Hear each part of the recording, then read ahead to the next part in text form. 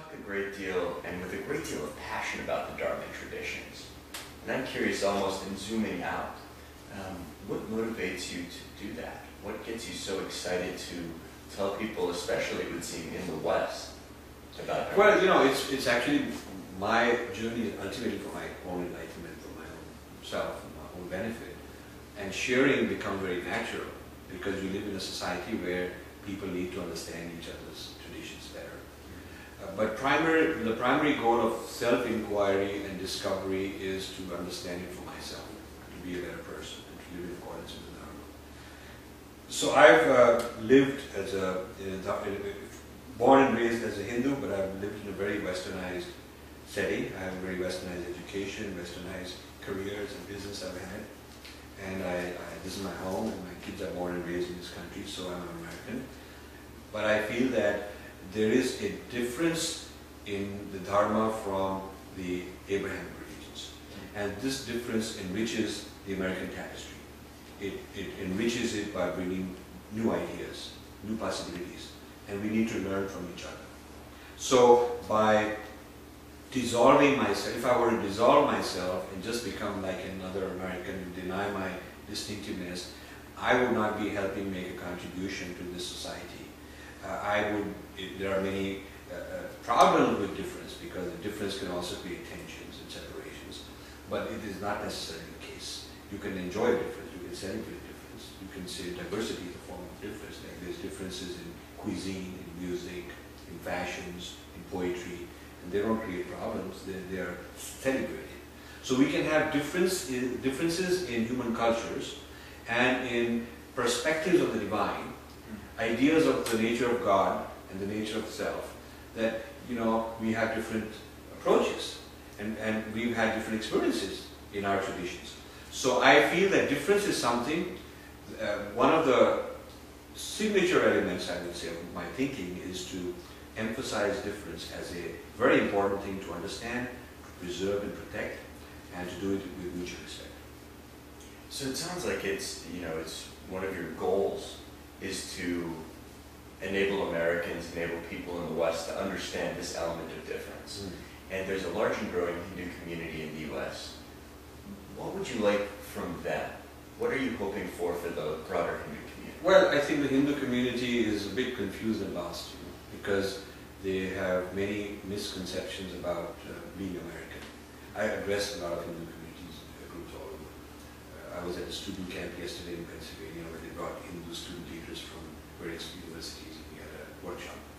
So I meet with a lot of different kinds of community people. The Hindus have the false impression that to be properly Americanized, fully Americanized, you somehow have to shed this baggage of your past. And that's not really true. Because in America you can be an Irish American, Italian American, Jewish American, Hispanic American, African American, and that doesn't make you less American. So you could be a Hindu American, and there's no reason to be afraid of it or to be embarrassed of it. This is what I tell people. The second problem is that the generation that came as immigrants, my generation, have been too busy making money, becoming successful, getting established, which is typically what immigrants do. So they haven't spent a whole lot of time raising their kids to understand their own tradition.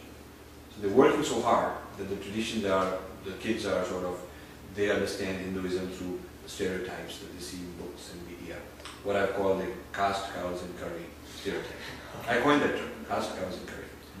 That sort of nice exotic stuff. So through a very American lens, actually. Yes. They learn just like any other Americans about Hinduism. Yes. And then I guess that proves difficult then to internalize the concept. Yes, and I think that a lot of Hindu preachers, it's not just the layperson you could excuse. A lot of Hindu gurus and swamis and preachers have modulated Hinduism into a language of Christianity to make it more presentable, and in the process of compromised. For example, I was having a discussion with a guy yesterday who was talking to Hindus, and he's a Hindu preacher, and he was explaining the soul. So I said, but the self is the Atma, and the soul, he said, what's the difference? So I said, well, soul is not in animals and plants, Atman is. Soul doesn't reincarnate, Atman does. So he hadn't thought of it that way. It was just trendy and fashionable to become Americanized and become mainstream by picking up jargon, which he didn't fully appreciate what was happening by just using this jargon. And maybe he understood the difference, so he had kind of reinvented soul for himself. But that's not necessarily how the audience is going to take it.